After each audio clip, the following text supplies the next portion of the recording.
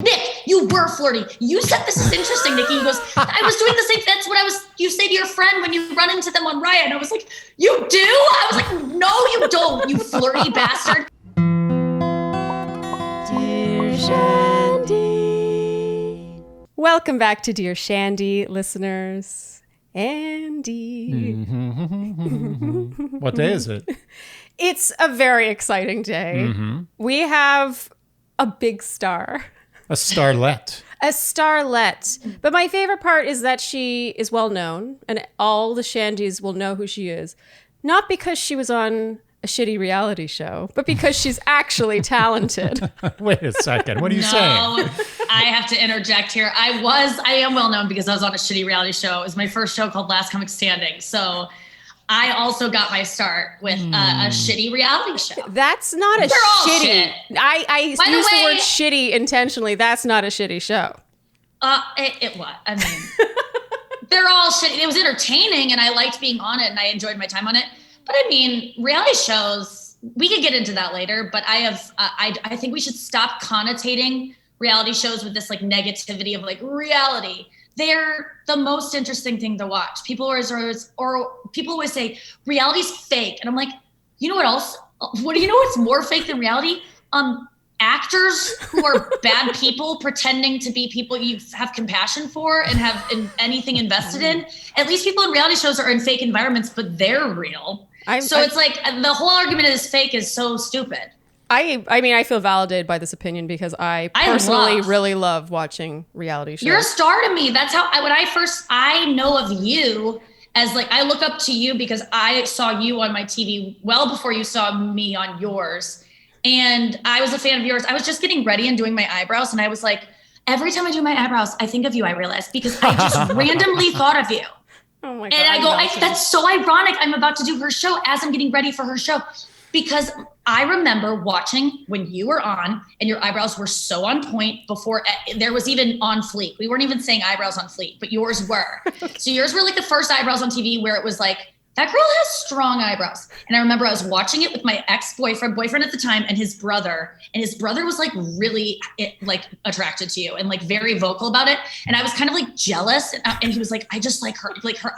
He said something about your eyebrows that made me like want to have them and need those in my life. And so now whenever I go too fierce, I go, fucking Charlene. Like I'm just Charlene, like just take a risk to go a little far and it's better and it looks great and you're still rocking them. But those are your natural ones, right? I'm well, I mean, I do use a little powder and a little clear wax. The clear wax, I'm all about clear wax, that's your trick. But I'm melting and extremely embarrassed and very flattered. You're very sweet. You were also like an opera singer. You had more to offer. You were also like over it and like better than it. Didn't you leave? Was this Juan Pablo?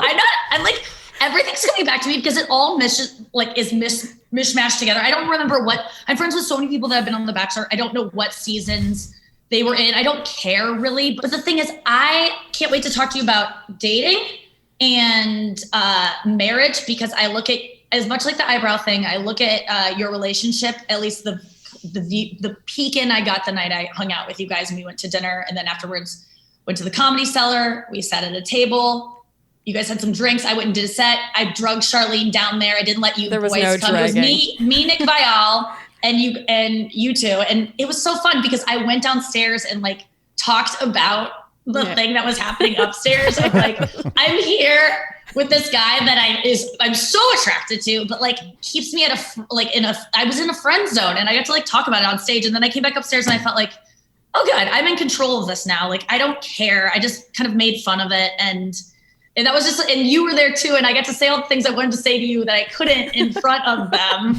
And it was just a fun little girl hang. I want to be you when I grow up. The ability to do that, especially since what you were saying was what was happening at that moment, concurrently, upstairs. It was happening that evening. And you just went up on a stage in front of a bunch of people and turned it into material on the spot. And I mean, most comedians can't do that. And so I will circle back to what I said originally, which is that you are effing talented. And I'm going to introduce you officially. Yes, we're here to butter you up. Don't forget that. You're not here to butter us up. I'm so buttered. Nikki, I'm going to introduce you now. My God. You're the sweetest.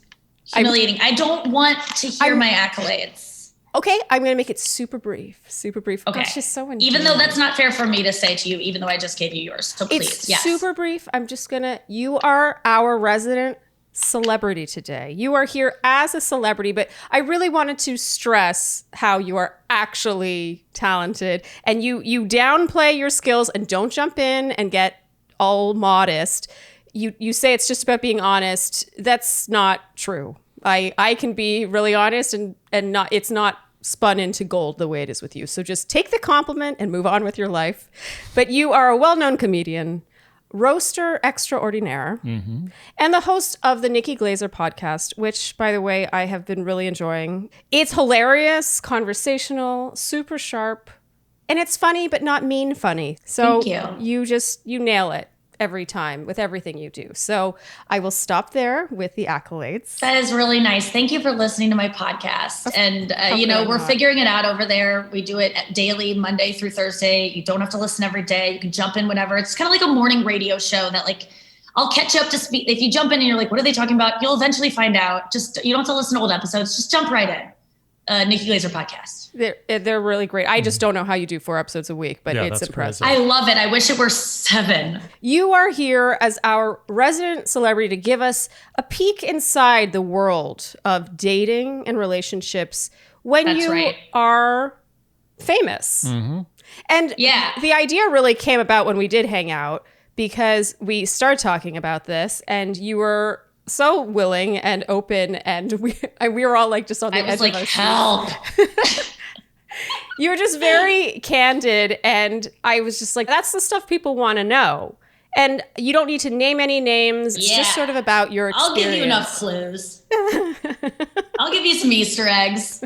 But yes, I 5 years ago, I would have craved knowing what it's like when you get to the level of fame I'm at. And I want to be very clear about my fame. I have 740,000 followers on Instagram. Not bad, not too shabby for a comedian who doesn't post bikini pics. Not too bad. Mostly male demographic. I am known in the Joe Rogan circle. I'm a accomplished stand-up comedian. I have respect there. But in terms of getting recognized on the street, I'm not there yet. But I also got really famous right when COVID happened, in November before COVID. That's when it was starting to pick up, where I was like, oh, people recognize me. So since COVID, I actually have gotten a little bit more famous. So I don't know where I am because the world hasn't opened again in terms of recognizability. But I will say that something's happened recently where I'm on the next tier, where it's the roast stuff has gone viral enough where celebrities have seen it. You become more famous when more famous people start to like you, because famous people will then put you in their things and write a fire emoji underneath your Instagram, and suddenly, Paris Hilton's friends with Nikki. She's now moved up a rung. So the idea of famousness is all very stupid and sad, but it's the ultimate. If you want to be famous, you just didn't get enough love when you were a kid and you're trying to get it from strangers. That's all it's about. And then when you start to actually feel lovable enough, you don't crave it as much.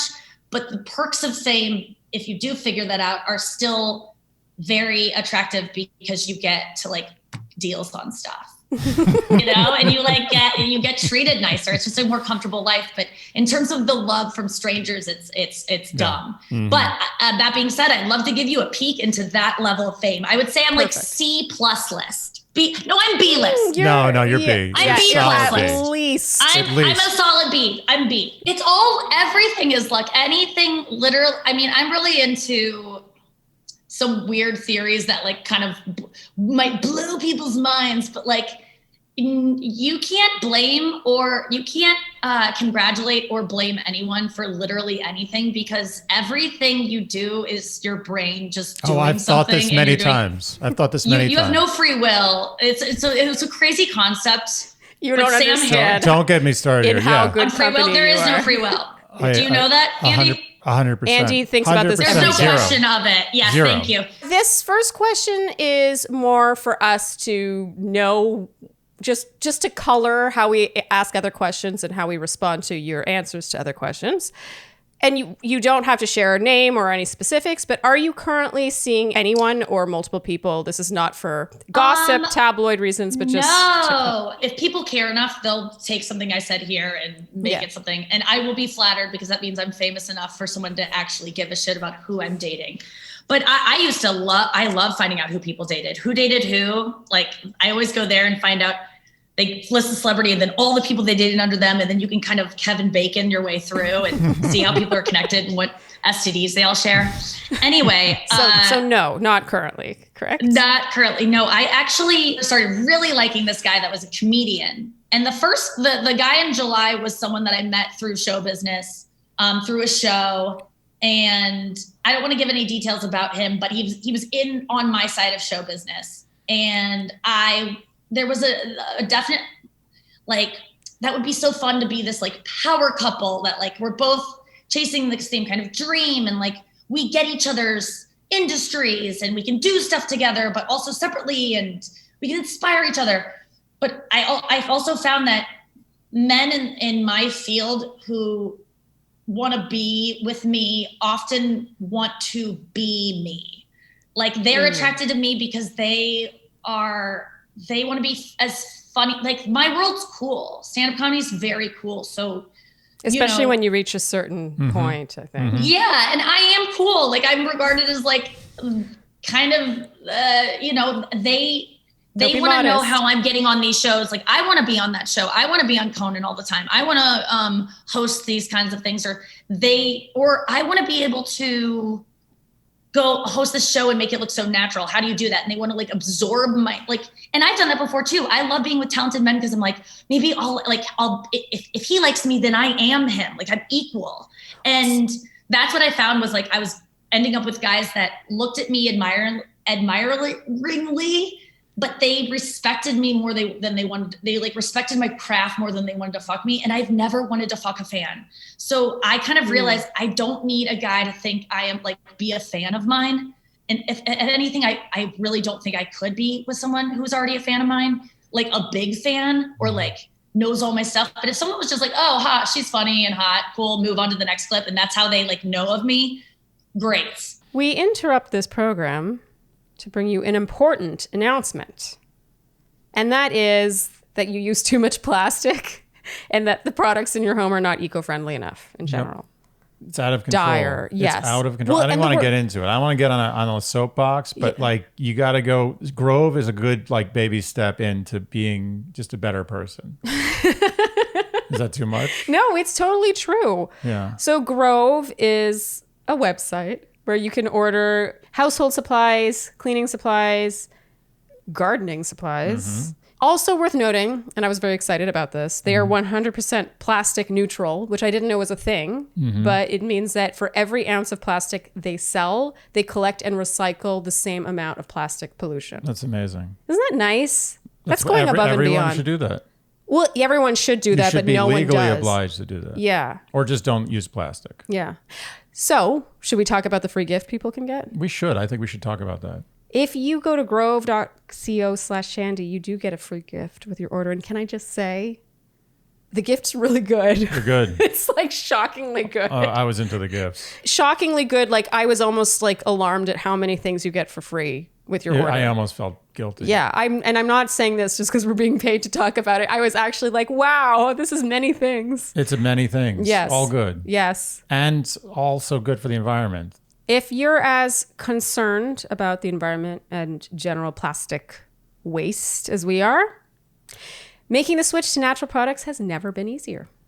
For a limited time, when our listeners go to grove.co/Shandy, you will get to choose a free gift with your first order of $30 or more. But you have to use our special code. Yes. So go to grove.co/Shandy to get your exclusive offer. Don't, no, go. Do it.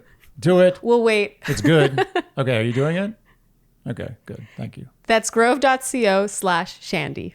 And now since then, it's just, my latest thing is I fell in love. I was on location on a show, not so long ago. I fell in love on the show with someone that I worked with and knew that it couldn't ever happen outside of this setting because of just, we wanted different things. Like literally knew that going in, but was just like, I don't know, maybe I could have it or whatever.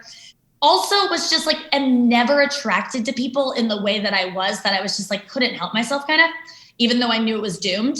And I fell in love, but I fell in love in a way that I've never been in love. So I didn't know that you could feel that way about someone. And I'm just like, oh, fuck. Because it was just like, oh, God damn it. Like, that's what it's supposed to feel like. That's the thing I was chasing for 8 years with someone who couldn't do it. And so that's where I'm at, is that I had to like say goodbye to that.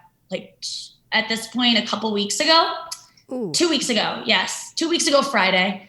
And it's just turned into a big nightmare where, without giving specifics, like I cannot contact him. He cannot contact me. I mean, I could contact him, but I've been told I shan't.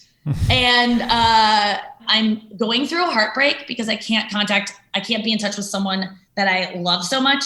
But I'm also like so happy that I like am, because I'm still in love, you know? So I'm like still like happy. It's like he died. So there's like a happiness of like, I had that. And I just like that feeling of knowing that even if something ends, no matter how short it is, like you don't have to look at it as a failure. You can just be like happy that whole saying, like happy that it happened. And so I'm feeling that for the first time of like, oh, it's giving me hope that something that oh, that's what it feels like. You can have that. And you can have it with someone that you would never think you would be attracted to. It exists. That's great, because I am a picky bitch on these apps. The guys I've fallen for truly in person, I would swipe left so hard on their faces on an app that my phone screen would crack. So I'm never attracted. The guys I truly end up going for, I'm never attracted to. Their profiles would disgust me. So the apps are worthless for me, especially Raya. Okay, and we're gonna circle back to okay. So that's my whole straight dating story right now. Okay. And I didn't have sex till I was 21. I didn't have my first boyfriend until I was 24. I didn't have an orgasm until I was 21. I didn't start masturbating until I was 30. I've had sex with about like 16 guys. I went on a streak when I used to blackout drink until 2011 when I quit drinking, and 2011 when I quit drinking, coming up on 10 years now. And then after quitting drinking, sex got really hard to do. And I was only able to do it if I was like in love with someone. But before then it was like, anyone. So that's my whole history. That's like an intake. I mean, that needs a Thank you. I just want people to know like that don't apply my kind of life lessons to your life unless you can. But if someone relates to that, listen up, bitch. Okay. So first of all, about the heartbreak, I just want to quickly say congratulations on, you said you shan't. I do think that the moment of realization that you shan't reach out anymore is worthy of congratulations, because Thank you. It takes a lot to get to that point, and it's not easy to come to terms with that. And a lot of people put that off and deny that for far too long. So quickly, congratulations on that. If we're going to get into like the celebrity aspect of this, is there anything beyond like Raya or Instagram DMs? Is there a new Raya? Is like, how do celebrities meet each other to date? Is it mostly Raya? Instagram? No, for me, I wish there was a new Raya, because Raya is just not delivering, but it's good enough. I just recently started talking to a guy on Raya who is a rich guy who just like puts on festivals and kind of like makes cool events. And I did his event once, and we met briefly. I think he was in a relationship at the time, because I think he was cute, and I asked about him to the friend I was with. He was like, "Oh yeah, thanks for doing your festival," and was very nice. And then he had to like go off, and I was like, "What's his story?" And she was like, "Oh, he has a girlfriend." I was like, "Ugh."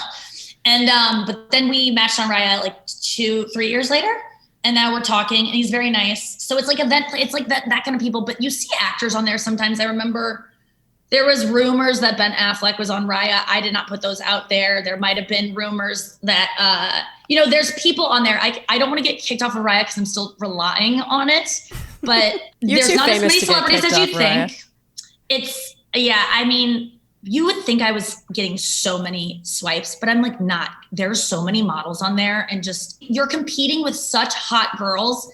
And these guys are also really hot and famous and rich. I mean, and they're not mostly famous. Let me just say on Raya, the celebrity dating app with quotes around it, I maybe see a celebrity once a week at most. So it's and changed it's the same then. guy that keeps popping up. Like once in a while you'll get one that's like, oh my God, that guy.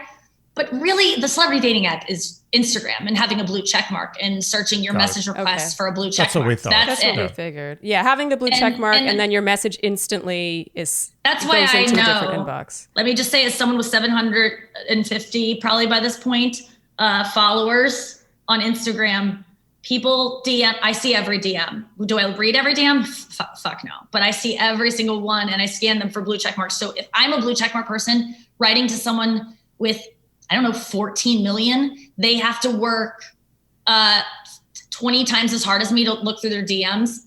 They don't have to work that hard because I realize how long it takes me as someone with close to 1 million. It's not that hard. You see literally anyone can message celebrities through their DM requests. Mm-hmm. And if they're in the millions and they're lonely enough, they will read it at least. You can shoot your shot with anyone. And it is crazy. Implore good people to shoot their shot, but please make your account not private so that we can look at your picture. Have pictures of yourself on there. Do not shoot your shot without a picture. Are you insane? Don't make me ask for your picture because I'm not going to. Because then when I do and I don't like you, you'll know it's because of your face. So I'm not going to do that. So shoot your shot with picture and shoot your shot. And I wish more guys did that in my DMs, that I wasn't like, you think you could get me? It's always the guys that you're like, there's all the guys that think that, oh, she wouldn't like me. I would. And all the guys that think like she would like me. No, I wouldn't. Like, it's like, do the opposite of what you feel and like it follow applies to non-celebrities. I fucking slid into Matt James's DMs, the new Bachelor. I slid into his DMs. It got written up in Us Weekly because I had said it on Paris Hilton's podcast. But I shot my shot, but I didn't shoot it in a way that was I don't want to be the first one to be flirty. I like a guy to do that first, kind of, and then I kind of back it away, and then I'll decide when I want it to get flirty again. Mm-hmm. But I slid into his DMs just to be like, hey, and it was nothing. If he ended up with a girl on the show, which I was sensing based on his interviews that I was watching, because I knew the show was over, even though the way I was viewing it wasn't over. I was like, this guy's single. I saw him on Watch What Happens Live, and I'm like, big beard. I'm like, he's going through it. This guy, and he was very cool in that show. So then when he reunited with his dad on his show, I was touched by it. And so I just wrote him that was so touching. Thanks for sharing that with the world, because it was very vulnerable. And the producer set him up to have this moment that you don't want to have that moment when you're deciding between two women as well with cameras around you. It was a lot to take on. And so I just wrote him that was moving. But it was also, let me just say, if you didn't find the lady you're looking for, it might be this compassionate broad right here. Even though my slide was inspired by real feelings, whether or not he is married. If you're not, I like the cut of your jib. But he never read it, which means he did read it, and he just didn't accept the request. Oh, I find that hard to guys don't want to believe. date a comedian. Guys don't want to date me or a lot of guys that would love dating me think that I'm gonna Taylor Swift them, but with mean jokes about their dicks on stage, which is every man's biggest fear. We were gonna ask about that. I'm not gonna do that unless you eventually hurt me. Okay. So speaking of DMs, do you find that if a celeb slides into your DMs, are their approaches different from non-celebs? Do they sort of expect you to know who they are? No. They the ones that have, I've had one that was oh my God, what the fuck? Having to check it multiple times that it wasn't a fake real one, that kind of person. And I cannot wait to someday reveal who this is. And I will in a special, because it's so good and so funny and so ironic and all these things. But I've had one A-lister, I would say he's an A-lister slide in. And then I've had Is it the A-lister you told us about that night? Oh, it actually wasn't, but that's but even I want you guys better. to know who I'm talking about. That's even just cut that out, because I like this. Just bleep it, because I want your reaction just now, because it makes it so much funnier. Isn't that insane? Yes, that's great. We're gonna do a solid bleep. So that guy came in and had seen my special and was like, "Oh, I like your special. I like this thing you talked about." And I was like, "Oh, cool. Thank you." Very it wasn't even flirtatious, but it was talking about something I talked about sexually that he was like, "I like that too." And I was like, oh, good to know. It looks like you're married and happy with like children. Like what? So I just like cut it off, even though it was his way of doing the same thing I did with Matt James of like, hey, I exist and I think I like sex things, but it wasn't done in like a flirty way at all.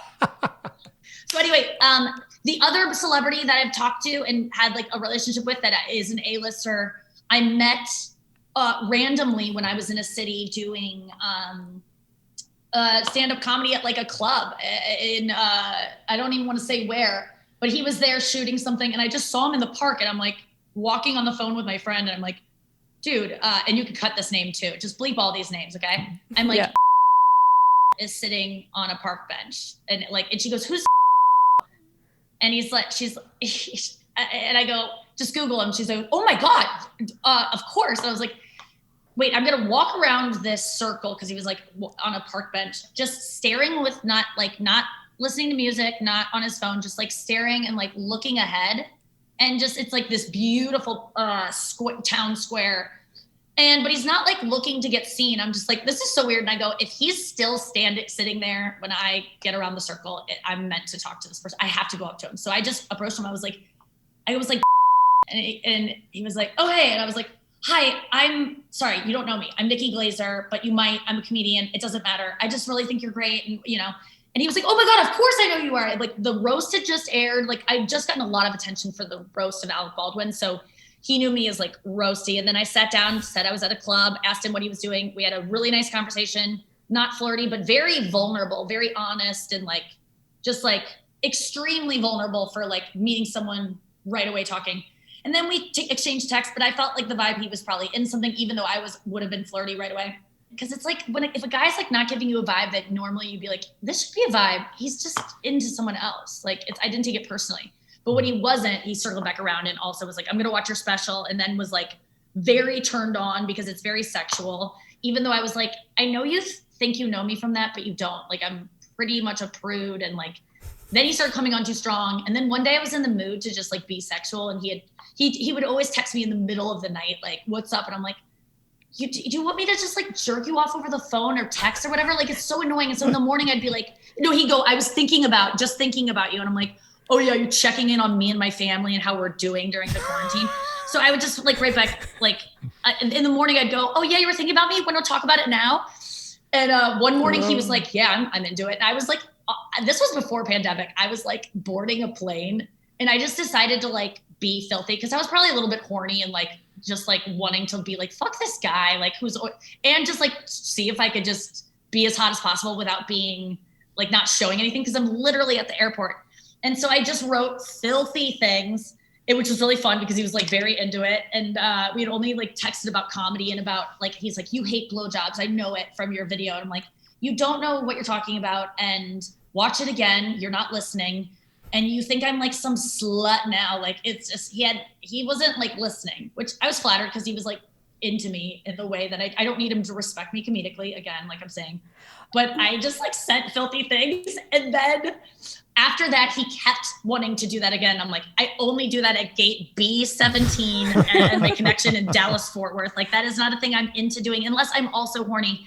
And so then after a while, he was like, I really want to get to know you. I just started going, like, you're not going to get anything. The only time I got you to like to come or whatever was like one time, a long time ago. You keep trying, like, you got to get to know me better than this. Like, I have no interest in this. I don't need this. And I don't want to do this. It doesn't like give me anything. So and I go, but I still think you're interesting. And I liked our talk, but no, I'm not going to just like jerk you off with like text. It's so stupid unless I'm in the mood. So anyway, I said that and he was like, well, I'll talk to you right now. Let's FaceTime. And I was with my friend in Michigan at her family's cabin and everyone was like asleep quietly in this very quiet cabin. And I was like, I can't get on FaceTime. Like I'm at my friend's cabin. He was like, then let's just FaceTime and stare at each other for a whole minute. And I was like, oh, done. That is like, I love that.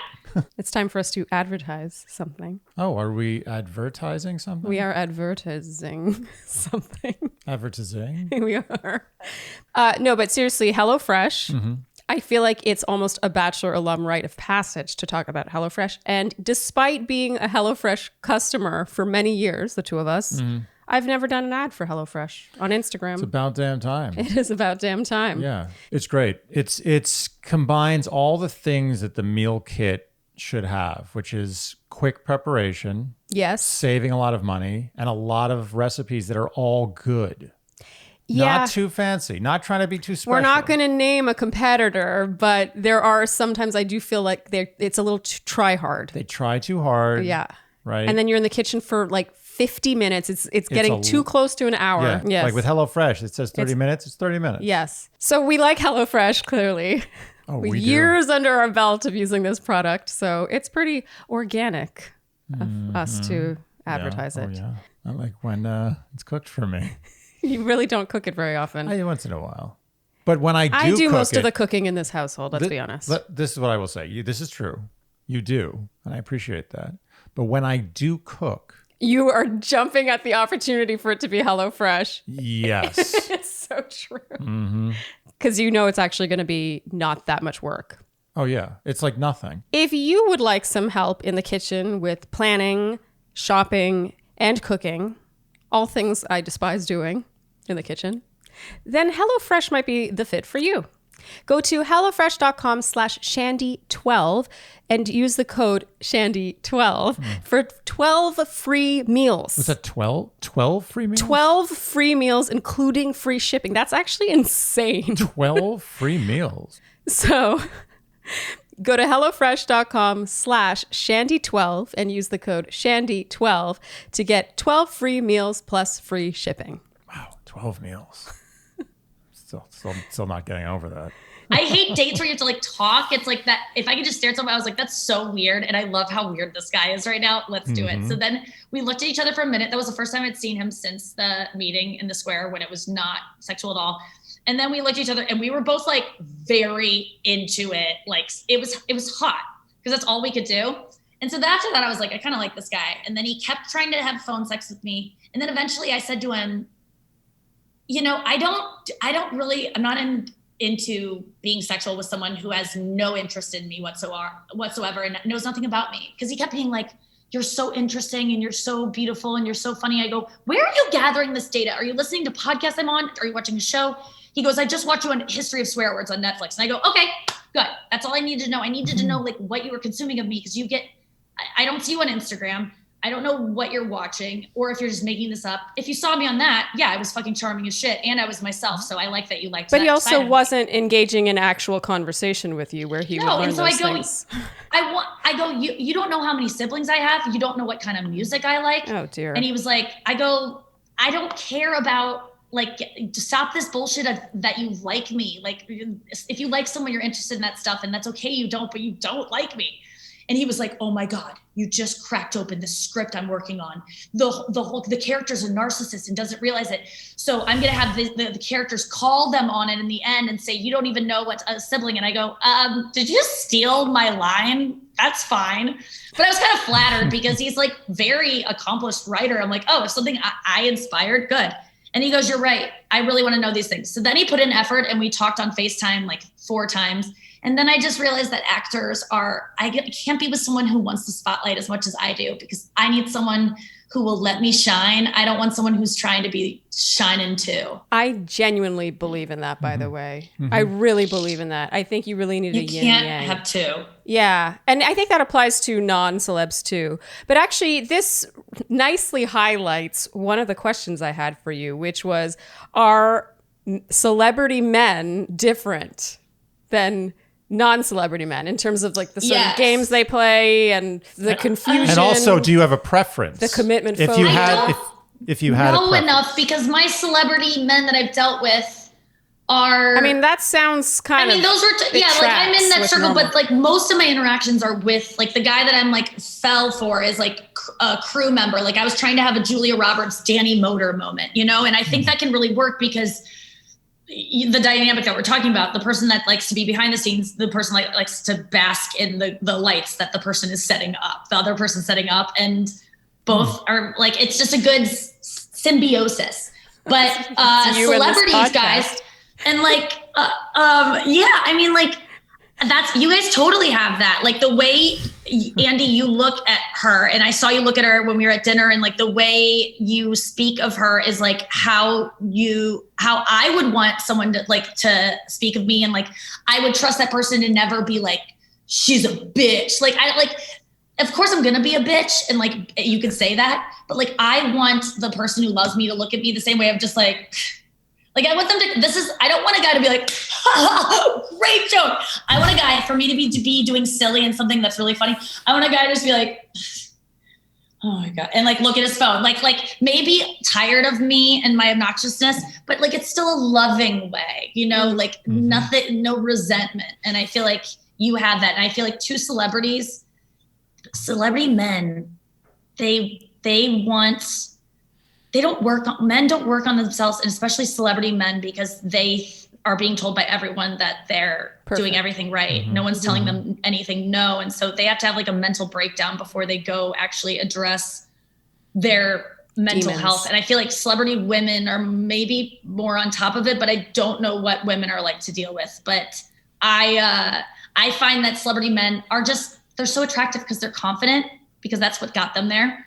Confidence in men is sexy. And they're some rich. of them are talented, and the talent crush is a real thing. Talent is so it's so hot. I always like for a guy to write a song about me someday, or to be inspired by something I said to put in his script that's in his movie. Like, I would love to be a muse.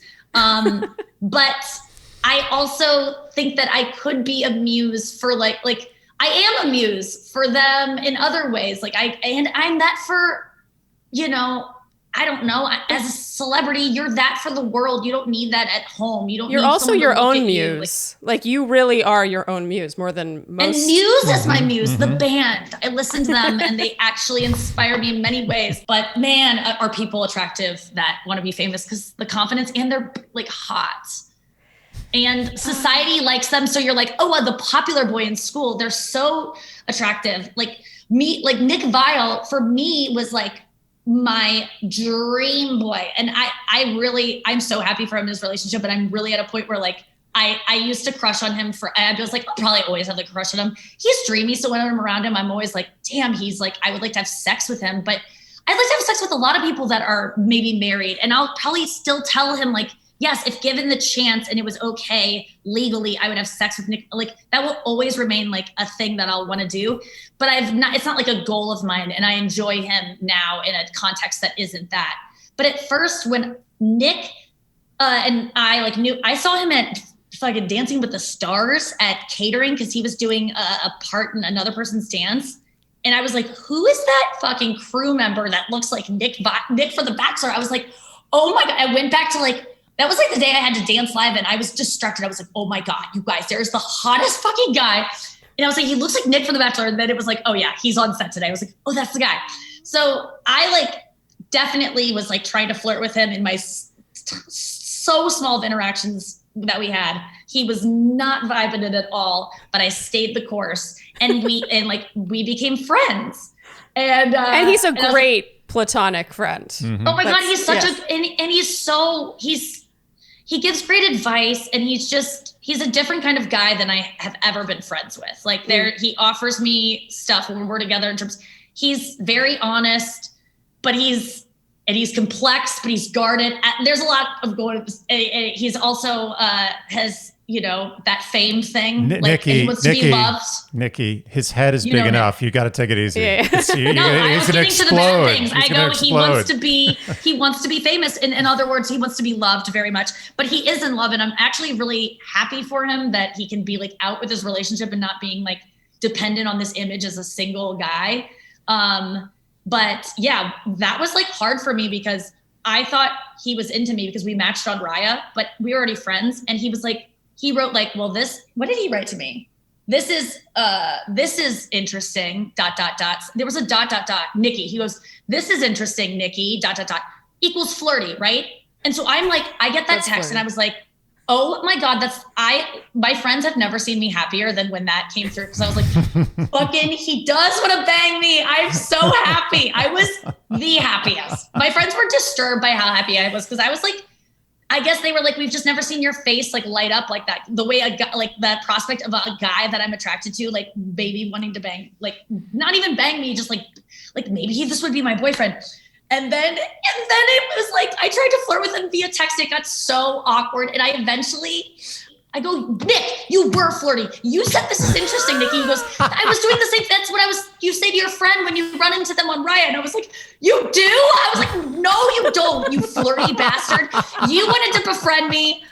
So I can be on your podcast. And now we actually are friends. And I would like love to do a podcast with him someday. Like that's the thing. I made a joke about him in my act is that guys don't want to fuck me. They want to podcast with me. So sometimes really hot guys want to befriend me and they kind of flirt.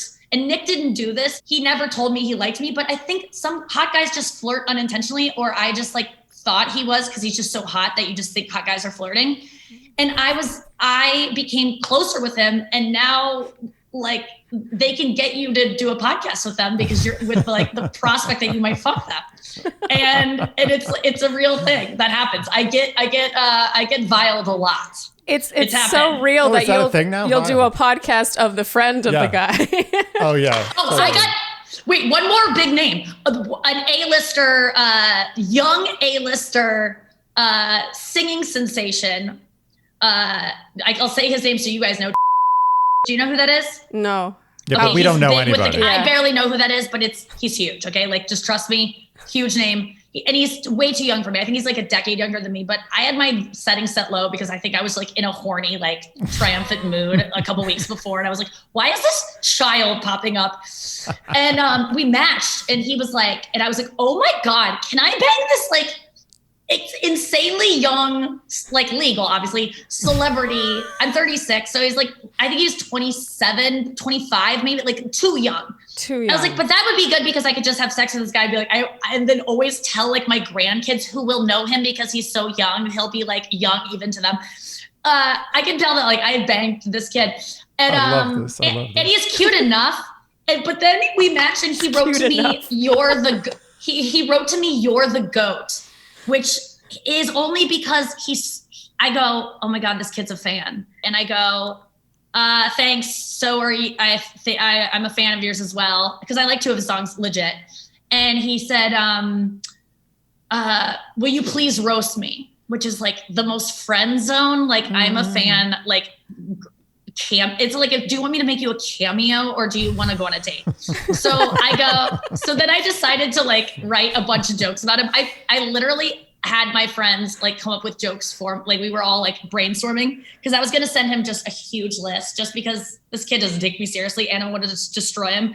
But instead I just sent him one that I can't reveal because it would give away who he is. But I just sent him one that I wrote and he was like, oh my God, that's awesome. Thank you. And I was like, I literally just granted a cameo for this famous kid. And he gets to be like, this old comedian. Like I'm always very scared, even though I'm 36, which is young, I'm very like scared of being like an old, like a cougar ever, or being some old wives' tale that these guys tell their young girlfriends that are like, ew, you slept with a girl who was in her 40s, like were her tits all saggy, like not like mine. And then they like bang that girl later and they're like, no, she wasn't as hot as you.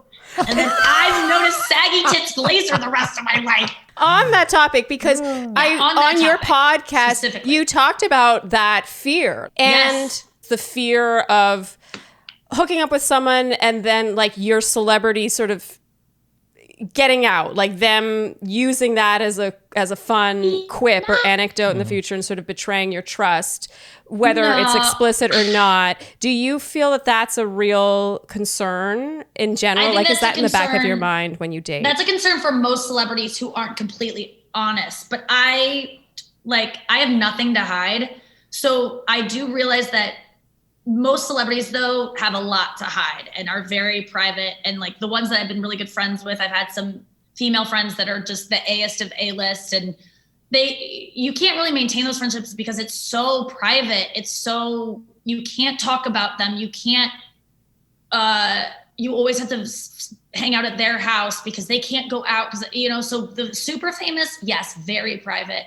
But for me, I only don't want a guy to use me disparagingly to get laid. Like if a guy is texting with me and I know he's going to screenshot this 25-year-old kid I was texting with for a while. And then there's another 27-year-old who I like entertained the idea of like, maybe I'll bang this kid someday. But the 25-year-old, I was just like feeling out. And I knew that he was at a party and he was like sharing with his friends. And the girls would probably be jealous or try to disparage me. I just know what it's like to be a young girl and being like, you're talking to like the guy you like is talking to someone who you think might be better than you, or like you could, even though I'm not. And then you like shit on her and like hate her. Or I don't do anything in my DMs or my texts that I would care if a screenshot got out. But I guess I'm just scared of guys. I don't even care if guys like use me negatively in their art anymore. I've had guys write, like I've had a boyfriend that was a rapper, and he used to write like nice raps about me. And then he wrote a really mean one and performed it in front of me on my own show after we broke up. And it was devastating, but it's still, you wrote a song about me. So the privacy take what you can get, right?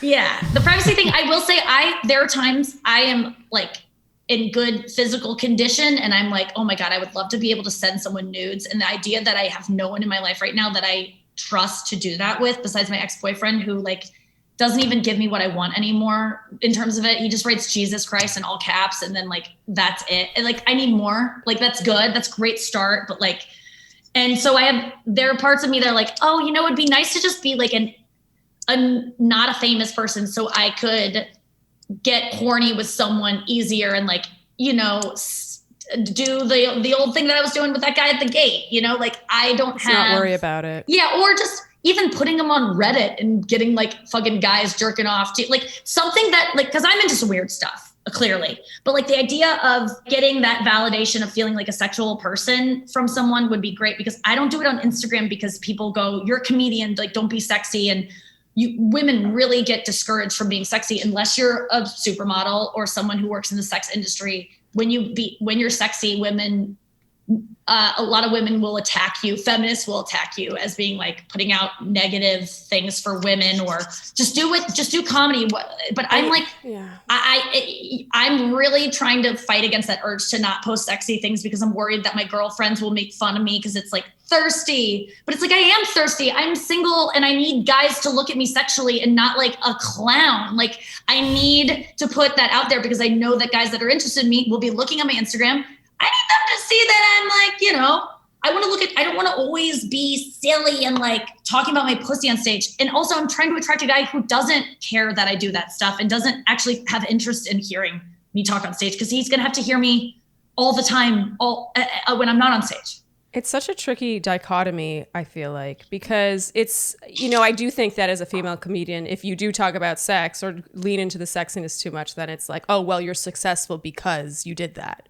Oh, yeah. It's always, it's just because she talks about sex, and I'm not going to make that. A lot of people would go, okay, Taylor Swift, when Taylor Swift got being like, all she can do is country. She was like, okay, I'm going to fucking go the other way, prove to you. I still want to do country. So like, I still like talking about sex. It still interests me. When it doesn't, I'll prove to you I can do anything. But let me just say this. I've been on the Tonight Show with Jimmy Fallon, the squeakiest of squeaky shows. I've done 4 stand-up sets on there with ease, and I didn't talk about sex. So you can't say that I can't work clean if I'm able to do, like, if people can say I'm a sex comic, but then they're not listening, because that's not really what I do. My next special will be very different. And even the tour I go out on this summer, which I'm sure is announced by now, it's called One Night with Nikki. I'm doing a ton of shows leading up to a special taping in December. So I would love for people to come out and see me on the road, do an hour plus of stand-up, and we're going to have music. We're going to have, like, it's going to be a spectacular. And so it'll be well worth the ticket price. I'm going to make sure of it because it's not a cheap ticket, and I want people to get their money's worth. We want to come. And yeah, you can check out those dates at nikkiglaser.com, but it's July through probably January, but I'm taping a special in December, but I'll still help you work on new material. And I promise you will have a great time, because I really, that's my goal for this whole tour, is I want to have a good time. And if I do, then you will. A post-pandemic good time. Andy has 2 questions that are literally labeled Andy. What I wanted to know is 2 things. One is, when you are on a date, do you feel often the need to live up to your celebrity? Well, I don't often go on dates. So I don't like dates because of the pretense of sex being there. But like I usually meet a guy like in the park, like I said, or on a set or like at work where it's a non-sexual thing. And I go, he's interesting. And then I'll slide into his DMs later, or, we'll find a way to connect. And then dating for me, I don't like I've never enjoyed like going to this like dinner and then having to go do this activity. I just really, if I like you enough, let's just go to each other's place and like see where it goes. I won't have sex with you until you're my boyfriend. Like I'm not like just trying to do Netflix and chill and like fuck sooner. I would just rather get takeout and like hang out and do what we would do as like a couple. We could do dates later as we get to know each other, but like I don't want to go on a date. But I do believe that if I'm not instantly like comfortable with someone, I don't think it's like instantly being like by the end of the date, I'm not going to like write off someone right away. But I generally, in my friendships and everything, I just know right away. I know soon enough. So if I go on a date and take a chance, like I try to just be myself, which I don't try to be too funny. I hate that because I don't want them to think I'm super funny. I want them to laugh, but I want them to be like laugh at stuff that other people don't laugh at. Like I want them to be tickled by how cute I am. Like my cuteness makes them laugh as opposed to like my great one-liners. So that if I have that vibe with a guy, that's me in this book. It talks about masculine, feminine energy, getting to I do. But like, that's me in my feminine energy of like being like, oh my God, I'm so excited about this thing I'm about to eat. Like if I'm like in that energy of like, I'm just like more like a girl and less of like in that just in a feminine way and less in me being like, well, the waiter, his tie sucks or like being more like a roasty comic. That's like then I'm friend zoning you. If I'm in that. And I know right away, but based on what I want to do. If I'm trying to be funny, ew, I don't like you, but I might want to work with you or do a podcast with you, but nothing sexual. That makes sense. Yeah. That's how it took a while for me to know that. Important question. And I have a lot of friends in comedy, and this is a big fear among comedians, at least my male comedian friends.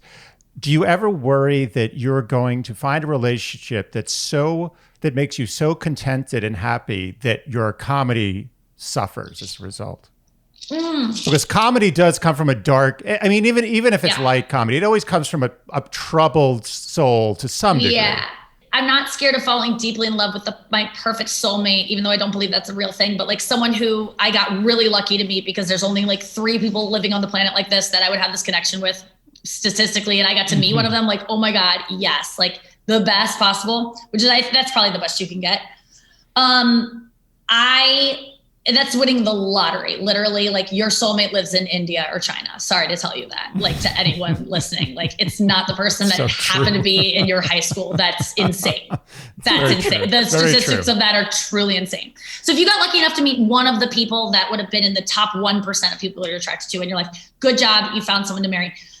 I feel like I would do anything for that. If it promised me I'd never be funny again, I'd be like, yes, good. I will go great. I'll rescue birds. I'll open my own bird rescue. I have enough money right now. I have enough fame that I could turn this into something else that could make me be able to provide for a family and like a life.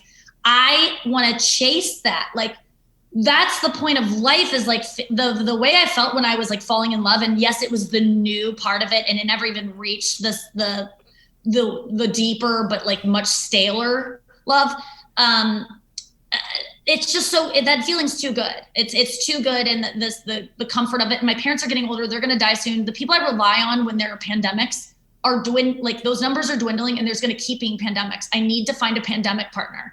So that is more important to me than being funny as a comedian. But here's the thing. Here's the greatest part. No relationship, even if you find your soulmate, is not going to be fucking hell at times and make you so mad and make you still have resentments that lead you to see the world in a comedic way. And also all of the rest of life is still shit. And you can always find things.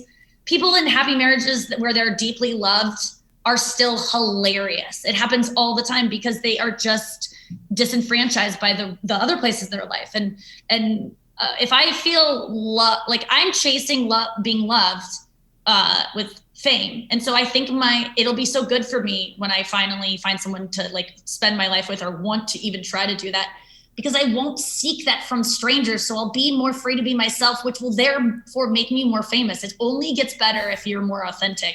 And I think not having to please people and give them what I think they want because I have a husband now will like make me a better artist. So I'm not scared of it at all. I'm not scared of being on Zoloft. I'm not scared of meditating to make me better. These comedians who are like, I got to keep drinking for my edge. You're such losers. And I know you can't help being losers because there's no free will, but you're a loser because you're not even that funny. And you're funny despite that. So if you didn't have this crutch, it actually like worked on yourself, you'd be so much funnier, but you're never going to. And so women are going to keep being funnier than you because we actually work on ourselves. And it's actually the thing you should do, not the thing you should avoid, you scared little boy. Wow, that was such a good answer. That was to every male comedian. It was more than I ever. That answer was more than I ever dreamed of. That was every male comedian I was speaking to, and literally no exceptions. And you are right. There is not a single exception. Yeah. I want to get one last question in because this one actually came in a lot because we polled our listeners. We didn't say who we were having on, but we did say it was going to be a celebrity. When someone does slide into the DMs or does meet you on the street and makes a move, do you prefer it if they know who you are versus not knowing who you are? Mm-hmm. And then have you ever experienced someone pretending they didn't know who you were and then later found out that they did indeed know who you are? What a great question, because it hits on everything I wanted to clear up before.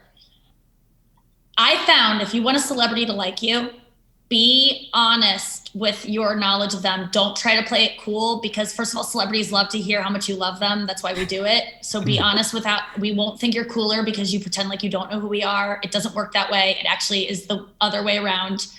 And we definitely want you to know who we are. But a potential partner, like I'm famous enough now and in a type of, they should have at least heard of me, because if they haven't, we don't like the same TV shows and we don't like the same pop culture. And that's something that I really love to consume with someone. So I would be like, the last guy I dated, he had never heard of me until like we were working on the show and he had to Google me. So that was a little bit like, are you that out of touch? Like I maybe don't want to be with someone that out of touch, but I also don't want them to be a huge fan. So I think that if you're a huge fan of someone, unless they're like a gigantic narcissist, which many celebrities are, it's going to be less attractive. But the thing is, don't try to hide it. Just be honest. But it wouldn't bug me if a guy, it would gross me out if a guy was a fan. Men are the opposite. Men like fans but women are like, ew, I don't like myself. You like me? I'd rather if you like kind of didn't like me that much, or like, I'm still in that like, it's so true. Weird. Like what, like, oh my God, you're a fan. Gross. Like I could just have you easily. Not interested. Like call me when you're married. Like, I'm going to write that down. That's a funny line. Call me when you're married. Oh God, you guys. This is so fun. Oh, and what was the other thing you said? So yeah, we want to be recognized. And then there was one other thing. Have you ever experienced someone pretending they didn't know who you were and then you later found out that they did indeed know who you were? Oh, yeah. I have done this before to John Mayer. I remember when I first met him in person, I tried to tone it down of like what a huge fan I was. And it just was inauthentic. And he's a person that probably expects authenticity for like, and he's so famous and he meets people, he knows who's lying probably. And I was just like, oh, hi. Like, but I didn't want him to think I didn't know who I wasn't like, John who, but I was just like, hi, I'm Nikki. And he's like, I'm John. I'm like, hi, John. And I'm like, oh yeah. Like, and I tried to play it cool and I wish I didn't, but honestly, I couldn't help myself. I was a huge fan and kind of like deer in headlights. So, what do you do? That's and you're just like, oh my God, like, please, can I be added to that list of people who's banged John Mayer? And sometimes it just doesn't go that way. I would love it. It's a long waiting list. Is it a waiting list at this point? I feel like there's not. Yeah. I mean, he could fuck anyone he wants. Truly, I believe that, and I think he knows that. So I have to make it seem like I wouldn't.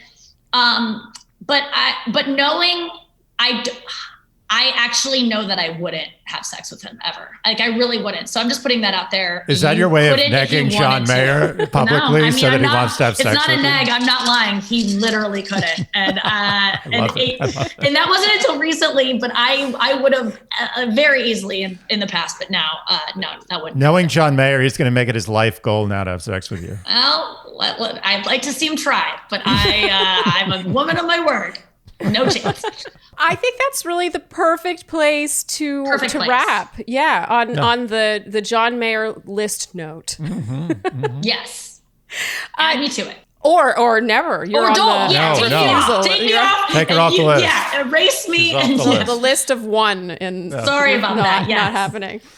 Nikki, you were such a delightful guest. You too, guys. Delight. Absolute delight. The queen of candor. Yes, candor. Oh, that's really nice. I was so excited to talk to you guys, and we went way over time because I wish we could hang out in person. So when I'm in New York, I will absolutely schedule something with you guys. We are very much looking forward to it. And if Nick's lady allows him in the mix. Yeah, I don't know. After this podcast, it's going to be tough.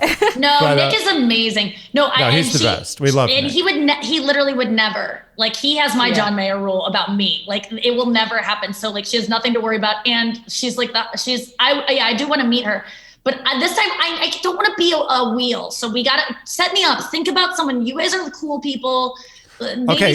How about this? I'm going to think of my single friends, but I want to know what's the perfect DM to send Nikki Glaser to get her to like you. Because if I say this, then people will all send it to me. But I would say it's like I will get bombarded by that, and then I'm like, I can't sift out, so I don't want to give that away. We'll bleep it out. Be yourself and lead with like be flirty, but not too sexual.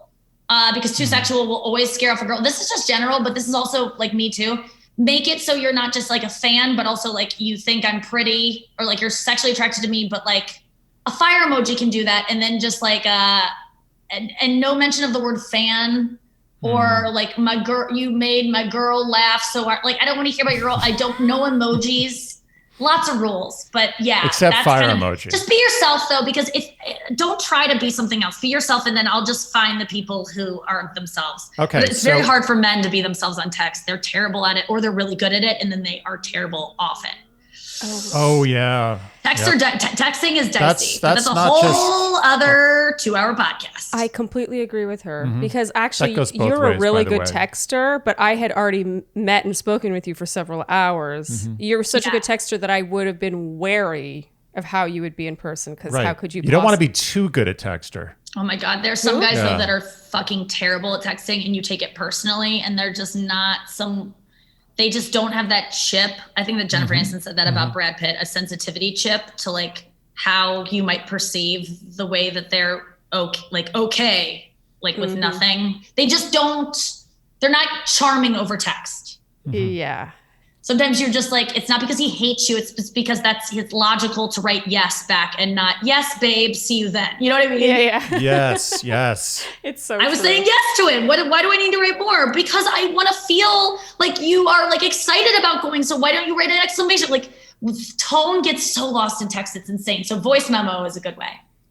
True. Yeah. Text voice memo is probably the best DM too, because I'll hear your voice because voice tells a lot of things. Watch out. You're going to get a lot of voice DMs. I'll take them. I love those. Voice matters too. Oh, it so really much. does. Big. Your voice. Oh, you meet someone on, there should be that that on Tinder. Like it should be a voice recording. Like what does he sound like when he's, picking up the bill? Don't they have that app now? No. So what's funny is we had this idea and we were so excited. We're like, we're going to start a dating app where you can only communicate via voice message and you only at first could do like 10 seconds and then you build up to 30 seconds. I like that. I like that because it keeps like rules on it. With the 10 seconds, that's really good. Yeah, and it makes it special, but it turns out it exists. It exists. They do the thing with 10 seconds. They do the tears. I don't know about that. No, I would do that app in a second. Where it keeps it like you get to like earn it by like that's fucking cool. So now we have to Do you come wanna out. create an we app have to come out with together? this app before this episode comes out. It's going to be really do you guys know hard. how to create apps? I have a couple good ideas for apps. So if you have ideas, I would love to go in. I mean, that's a good dating app. I seriously think that's a great idea. It could be something. You guys are the best. Thank you so much. You were the thank you, loveliest. Nikki. thank you, and good enjoy to the hang. Cayman Islands. It was good to and- hang. Let's in Yes. person soon. Yes. Yeah, As we're soon as real possible. friends. This is our second hang, and it feels like is the it. first one felt like years, and now so we tacked on a little But bit pandemic more time. was one day, so we actually hung out yesterday. Yes, that's true. All right, bye guys. We'll Bye. hang out Love with you ya. soon. Love Bye. you too. Bye. Well, she was a hoot. She's really got to come out of her shell a little more. That's my complaint. I want a dash of Nikki Glaser in me. I think a dash of Nikki Glaser would really be good for you. I wish I had that. I just don't. I'm too Too Canadian. Canadian, worried about offending people and burning bridges and just being misunderstood, having things I've said be misconstrued. You know, there's just such a freedom to saying what you think when you think it. Mm-hmm. I admire that. But I think even Nikki has had, as she said, has had to learn how to, censor herself to some degree to avoid getting in trouble. You know, it's interesting. I think women, if we're going to talk about straight relationships, I do think women value humor or funniness in men more than vice versa, which is a little tragic because she's so hilarious. But it's interesting to hear, like when she's like, "Oh yeah, a lot of the guys I date, they just sort of want to be me. Yeah, They want the career that I have. They want that the was interesting. opportunities." It was very interesting to hear that because I was actually thinking that being a celebrity is probably a bit like being the Bachelor or Bachelorette, where in the back of your mind, you're like, wrong reasons, wrong reasons, wrong reasons. You have to always, I guess, think about someone's motives when they have so much to gain by being in your circle and being photographed with you. And who knows? It could really help someone's career by dating you. So you have to think about it. And she's going to have to think about that a lot more because she is, as we said, she's like a B plus heading without a doubt towards A- territory. And I think she should personally enjoy her B plus fame now while it lasts because it probably gets weird when you get into the A territory. And yeah, it's funny you say that because I was actually another question there were so many questions I wanted to ask. It was just hard. But another question I wanted to ask is if there was sort of a battle psychologically for her between wanting to be as successful as she could possibly be and seize all the opportunities and reach for that A status or whatever versus what that would most likely mean for her dating life because it doesn't sound like it makes things easier. I think she sort of said that love conquers all. Like she really values love over all of it. I loved that answer. That was a really golden answer. It was great. And she also said, it was very Shakespearean. She said about having loved and lost is better than to have never loved at all. Basically, I'm Shakespeareizing what she said. But she understands the priorities in life better than I think most people in her position right now. Based on the story, she goes for shitty guys, though. Hey, except for Nick. Nick's my man. Oh, yeah, no, not Nick, not Nick. Yeah. And John Mayer. Disclaimer. What is funny is we learned that men are just sort of the same whether they're celebrities or not. If anything, the celebrities seem worse. Yeah. Here's the thing. In order to become famous, unless you're one of those unicorns that's just so talented that fame found you, you wanted to become famous to some degree. You did. Yes. And so then that... Unless you're Daniel Day-Lewis. I love But that's Daniel a perfect Day-Lewis. example of... He's just like, he's so so good. Yeah, he's And so he's talented. so uninterested in being famous. Yeah, zero interest, but he's a perfect example. He was too good to avoid being famous, and now he's stuck being famous. He's stuck. He got screwed. Yeah. Because he's so good. Yeah. And he cobbles shoes in Ireland in his off time. It's unbelievable. That's true, I think. Or maybe I just made that up. Either way, it sounds good. But yeah, I do feel like to have that level of celebrity, there's something in there. Like, I don't know if it's a bit of narcissism or just wanting to prove yourself to others, or maybe being a little too focused on your craft, But it's interesting. It's like a whole other can of worms that you don't really think about as a peasant, as someone put it in the questions A for this lowly episode. crab scuttling at the bottom of the ocean. Yeah, when I hear her stories, I'm just like, I'm so glad that I'm not famous or don't have to you'd be a deal. mess. Yeah, it's not for me. Yeah, Gotta tough. say, yeah. It's tough. I'm at the absolute max level of fame that I want to be at in life. It's so true. Don't tell that to our listeners. No, but it's totally true. Oh, and you know what? One other thing that I thought was funny is she sort of assumed that when I said that I set up all the lights, like that it was about me, but I actually was going to say it's the other way around. Yeah. Because I do, people on the outside would assume that I'm the celebrity in our relationship, but I actually think you're the more extroverted, starry type. And socially speaking, I prefer to sit back and be more quiet. And in this case, I sort of set up all the lights because I'm like, look at my star. That's so cute. It's true. It is true. That is cute, I don't know actually. if I'm a star, though. But A I reluctant do appreciate star. you setting up the lights. It's nice. All right. I think we can wrap there. Yes, and don't forget to our 1% male listeners. Oh, yeah. Tips for... Yeah, listen to those DM tips. Yes. Don't be stupid. If you enjoyed what you heard today, you can keep Dear Shandy afloat by liking, subscribing, hitting the notification bell, leaving us an iTunes review and or rating. We always appreciate many stars, telling your friends, following us on Instagram, and all the things you would do to support a podcast you enjoy listening to.